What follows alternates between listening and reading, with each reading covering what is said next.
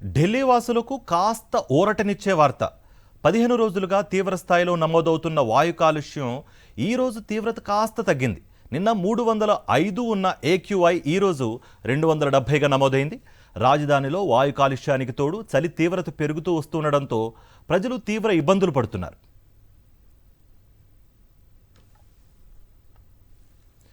వాయు నాణ్యత పడిపోవడంతో పొగమంచు కమ్ముకోవడంతో అనారోగ్యం పాలవుతున్నారు అక్కడి జనం.